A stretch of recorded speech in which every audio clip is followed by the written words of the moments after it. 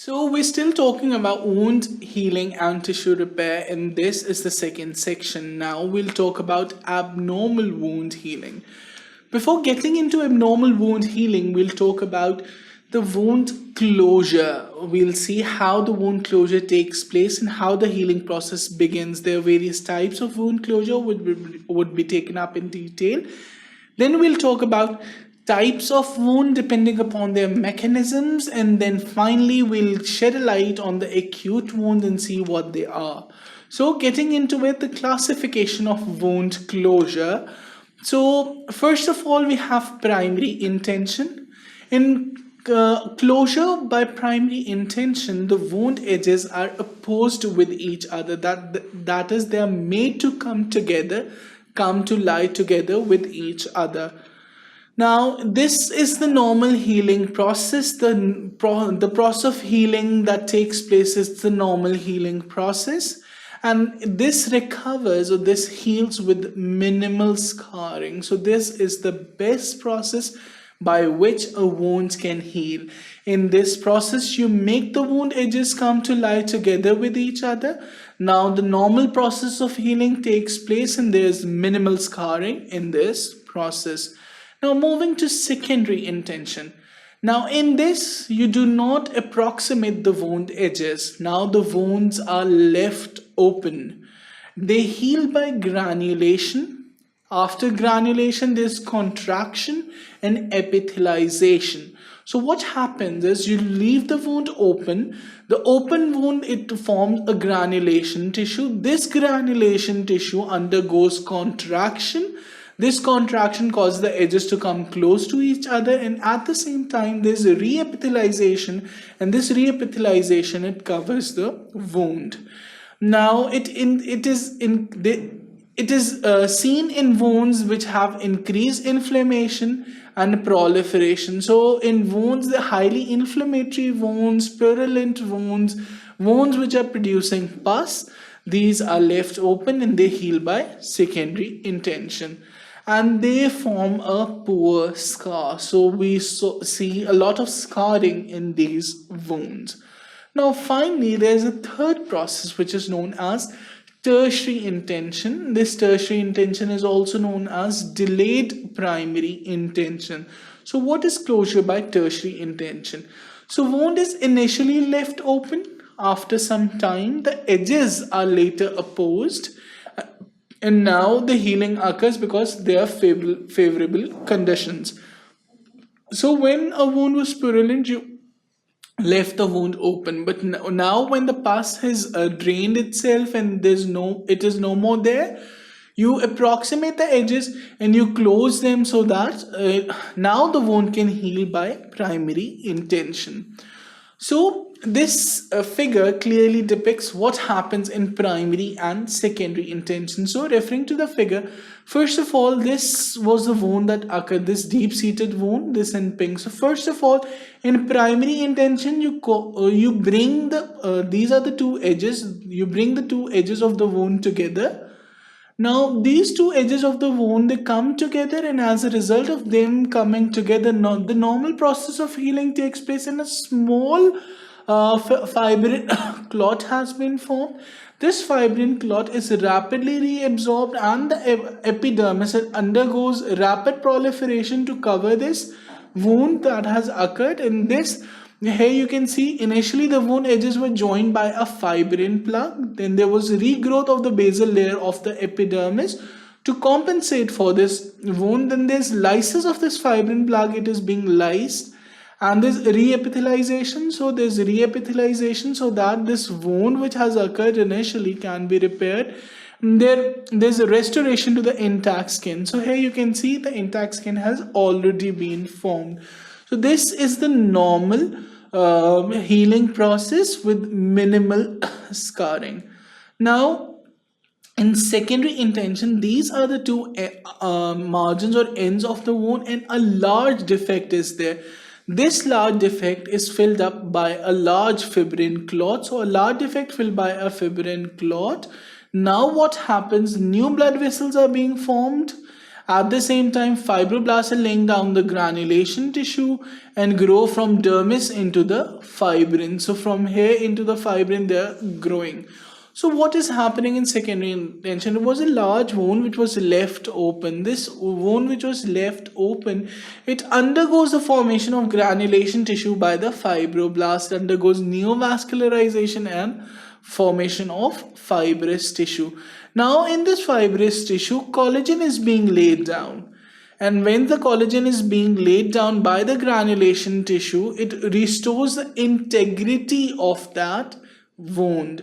So initially when the granulation tissue was being formed, the wound was soft and it did not have that integrity or strength. However, the granulation tissue, it causes it lays down collagen, and this laying down of collagen gives the integrity to this this granulation tissue. Now maturation of collagen is achieved. Here you can see mature adult structure has been formed and structural integrity has been achieved. Now structurally it is at the same strength as that of remember that whenever a scar occurs, it is always about 40 to 60% less at 40 to 60% less strength than the normal skin. However, at this point in time in secondary intention healing, the maximum strength of the scar has been achieved and there's regrowth of the epidermis and this continuation of the skin in itself. So this is healing by secondary intention.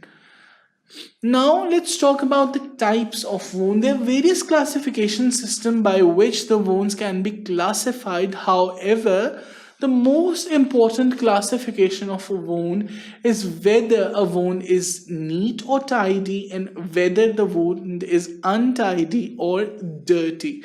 So let's talk about what is a tidy wound and what is an untidy wound. So a tidy wound is a clean incised wound. Here you can see this is a clean wound which has been properly incised. So a sharp object is being used to produce that wound and it's a clean, well demarcated wound. On the other hand, a untidy wound is crushed wound or avulsed wound which has been contaminated with foreign objects. Here you can see this is a crushed wound and it has been contaminated obviously by foreign particles. Here you can see because it's an open wound that might have occurred due to an RTA and there might have been a lot of contamination. So in a tidy wound there's healthy tissue as you can see in the figure. In untidy wound there is devitalized tissue. Here you can see this is the devitalized tissue. In tidy wound there's seldom tissue loss. This can easily be approximated with each other. However, in an untidy wound there's often tissue loss. Here you can see a lot of skin has been lost. The demarcation is important because when dealing with such wounds you need to have sometimes you need to take extreme measures and sometimes you don't. In tidy wound, you know this wound is well demarcated. It may be large, however, the body is well prepared for the wound. There's a lot of healthy tissue and you can easily cover and close the wound. However, in untidy wound, there's a lot of contamination. You don't know the extent of the wound. There's crushing and avulsion. There's a lot of injury. You need imaging. You might need skin flaps. You might need skin cover. So you need to decide. You need to see. You need to make your mind what type of wound that is, and you have to manage accordingly. Moving on. Let's talk about the management of an acute wound. So in management of acute wound, the first thing you need to do is clean the wound. You've got a patient, you've performed your first examination as per the ATLS protocol. After that, you have to clean the wound. So cleaning of wound should always be done by the surgeon himself so that he can assess the level of pain and contamination and the extent of injury. After that, you must explore and diagnose. You must explore the entirety of the body first because you have to see whether you're missing the wound. If some of the wounds are being missed, you have to diagnose as to what is going on in this patient. You must have an idea. After that, you might need to debride that wound. If that wound is untidy, unclean, the debridement and cleaning of that wound is necessary. After that, you need to repair the structures that are involved in the wound. Now you have debrided, you have removed all the dead tissue, the devitalized part of the wound. Now you need to repair whatever part of the tissue is left. So repair of structures occurs after debridement. Now you have to replace the lost tissue where it is indicated. For example, if it's a huge wound which requires skin flap or skin cover, you provide a skin flap or skin cover so that your body can heal itself. Moving on, skin cover if required. Now you have to close the skin, and while closing the skin you have to keep in mind that the skin should be closed without tension. If the skin would be in tension, it would produce a humongous scar and the healing process would not be that good. So the skin closure would be without tension. And finally, all of the above with careful tissue handling and meticulous technique. So you should be careful. You should only manipulate the tissues that require manipulation, and your technique should be meticulous. You should always perform your technique or your surgery with good intent so that minimal scarring can occur in the patient. So let's talk about bites. Let's see what these are and how do these occur. Bites are actually the puncture wounds or avulsions. The bites from small animals are pretty common in children. They require cleaning and treatment usually under general anesthetic. Now, with patients who are young, the patient with the pediatric population, it is very difficult to manage an acute wound. So generally, a bite in a pediatric patient is managed under anesthesia, general anesthesia. Now, injuries to the ear, the tip of the nose and lower lip are the most commonly seen in victims of human bites, because these are the parts of the body that are protruding out, and these are the most common sites at which a bite can occur. Now, boxing type of injury of the metacarpophalangeal joint may occur as a result from perforating contact with teeth of the victim. Now, what happens that you might try to stop whatever it is coming at you with a punch, and as a result of that, you can suffer a metacarpophalangeal joint injury. Here you can see these are the bite marks on the hand of a patient. So how do you manage a bite mark? So anaerobic and aerobic organism prophylaxis is required because both of them might be in play. And there is usually a high amount of virulent bacterial count in a bite. So you need to provide cover for both the aerobic and the anaerobic bacteria. You need to dress the wound, clean the wound, all the same processes. Just add anaerobic and aerobic cover to your treatment regime. Now, talking of puncture wounds, here you can see this is an elbow of a patient and this is the puncture wound. So let's talk about this. So these wounds, these are caused by sharp objects, as can be seen in the figure. They explode to limit the tissue of the they explode to the limit of tissue blood staining. So you need to explore this wound till the blood is staining the tissue. So first of all, you see what pointy object has infiltrated the body. You get imaging, you get an idea of the extent of damage that object might be doing. Then after getting into surgery, getting into your OR, you always explore till the point of staining of the tissue with blood. Now, needle stick injuries should always be treated according to well published protocols. There are specific protocols for the treatment of needle stick injuries, and they should always be followed. Now, X-ray examination to rule out retained foreign bodies in depth of the wound might be done. So hematoma, this is a hematoma. Hematoma is a collection of blood actually. This hematoma is on the medial side of the leg of a patient. Let's see what a hematoma is. If hematoma is large and painful or causing neural deficit, it requires release by incision or aspiration. So a large hematoma which is either causing pain or is causing neural deficit, you need to drain that hematoma. And how would you drain it? Either you can release it by incision, because a long-standing hematoma may clot itself, so or it can be aspirated if a lot of time has not passed. In gluteal or thigh region, here you can see the associated disruption of fat in the form of fat fracture can occur. So along with this hematoma, there is associated disruption of fat, and fat fracture occurs. This results in an unsightly groove but an intact skin. So it forms an unsightly groove, but the skin itself is intact.